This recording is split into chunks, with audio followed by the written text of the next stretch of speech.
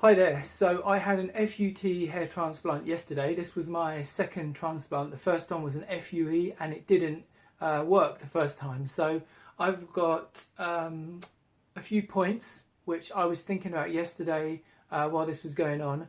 It sounds like quite small things, but I think each one of these could mean the difference between your hair transplant being a success or a failure. So I want to start off first of all. When you go to the clinic, you need to wear a shirt with buttons, because if you wear a t-shirt, you're going to take it off and then they're going to put the surgical gown on you. But after the operation, you need to put your t-shirt on again. So as you're putting your head through the neck, it's likely to dislodge the grafts that you're paying so much money for, so you could lose them that way. So make sure you go with a shirt.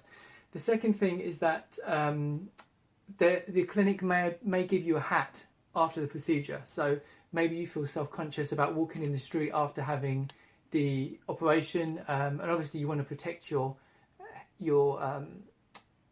the scars from the sun and from the weather.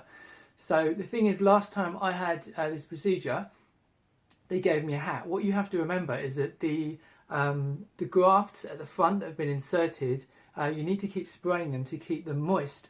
Also, they're kind of oozing blood and anaesthetic and all the stuff that's been injected into your scalp beforehand, so they're kind of sticky. So when you put the hat on, when the hat touches, which is fabric, when it touches this sticky grafts, it sticks. So what happened with me, when I got home and took the hat off, I also removed about 5 of the grafts, which infuriated me, because obviously each graft is a few £100s or dollars, or whichever country you're in. So the next thing is, when you leave the clinic, your head will feel numb. It feels like you're wearing like a motorbike helmet. You can't feel where your head ends. It's a really strange feeling. So me, for example, I had this done yesterday. I got into a cab, I opened the door and I knocked my head on the top of the door as I was getting in. So after the operation, you need to be really, really careful about going through, getting into car doors and trains and all that kind of stuff. Again, if you knock the grafts, they could start bleeding and some of them could fall out. Next thing is, when you go into the operation, it's normal that the technicians and the surgeons will make you want to feel comfortable. So they're going to chat to you and ask you questions, and especially because you may be, you may have taken like a sedative. You may just be talking rubbish and you don't even remember what you're saying. But my last operation, I was talking for the whole one, blah, blah, blah, the whole time.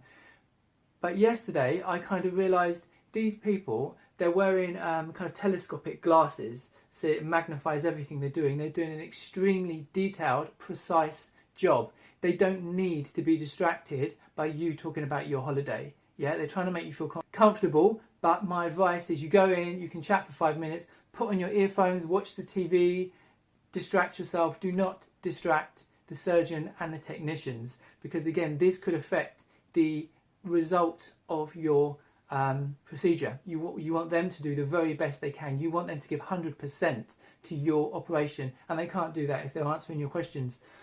The next thing is, with me on both procedures, they've given me a lunch break. So they said, okay, we've bought you some food, relax, stand up, you can go to the toilet, take as long as you want to relax. Now this time, because the last one failed, because the grafts were out of my body for too long and they died, I advise that you eat your lunch as quick as possible, go pee if you need to, just stand up for a bit, let the circulation get going in your body, but then get right back to the chair and continue the operation. Don't waste time, because if they're out of your body for too long, these grafts may potentially die. So again, it's about spending your money and wanting this to be effective.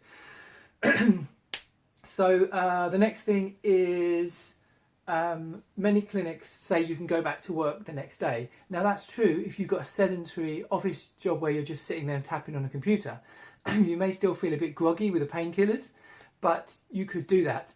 But on the other hand, they tell you, excuse me, for a couple of weeks you can't run upstairs, you can't lift anything heavy, you can't do weightlifting in the gym. So if you've got a heavy manual job where you're lifting, you can't go back the next day. You need to take a week or a couple of weeks off work. The reason is, especially if you've had an FUT like I did yesterday, is that the scars, the actual stitches, first of all, you don't want to pull the stitches. You don't want to kind of burst the stitches. And if you're lifting weights in the gym, you're putting pressure on the back of your neck. And the other thing is that the skin is obviously flexible. And if you're kind of pulling by doing any kind of physical exertion, you're potentially making the scar wider. So hopefully the scar is going to be like a couple of millimeters maximum. But if you're doing exercise and you're not listening to advice, the scar could end up much, much wider. So the next thing is you're going to need to sleep. They advise you to sleep for 3 nights at a 45-degree angle. Now, you can get cushions and put it behind you in bed, but I find this is a bit difficult because eventually you're going to slide down. If you've got a recliner chair, this is the best option. Or if you can borrow one or stay in someone's house for a couple of nights who's got a recliner, because you can literally adjust it back and then you can put something behind your head. So the actual area which was cut, I'm talking about an FUT, will not be pushing against the back of the chair. If you had an FUE, it's still the same thing. It's a little bit tender to kind of be leaning back, so you need to support your head. But a recliner would be a good answer. The surgeon may advise you to use an ice pack after the following day, because you may well be swollen across your forehead and at the front.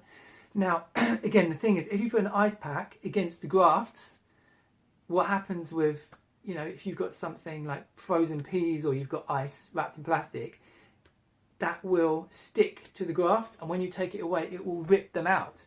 So if you're going to do that on the grafts, just wrap it in a towel.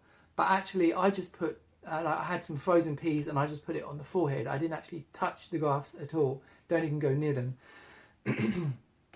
And the final thing I want to say is, before my FUT operation yesterday, for some reason I went on YouTube and I watched how it was done. I watched a surgeon doing the procedure. So they cut open the back of your head and blah, blah, blah, and it looks absolutely horrific. So my advice is, do not watch this operation. You don't need to see how it's done, because it may freak you out and make you feel nervous and uncomfortable, and there's no need for that. The surgeons know what they're doing. They're experts. You don't need to watch all these horrific, gory videos.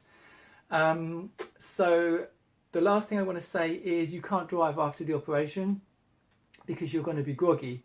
And again, I have seen some clinics where they can say, yeah, you can go back to your normal life straight away, but you could not get in a car and drive home after taking not just anaesthetic but sedatives and painkillers. So that's not you have to make arrangements for that. So like I say, these are things which came to me yesterday while I was doing the operation, and even one of these things may make the difference between your hair transplant being a huge success or a failure. So hopefully this has helped you guys, and I am making a separate video which is going to be like a day-by-day diary after the hair transplant. So I had it done yesterday. This is the first day, but I'm going to make a separate video to explain that. Okay, thanks for watching.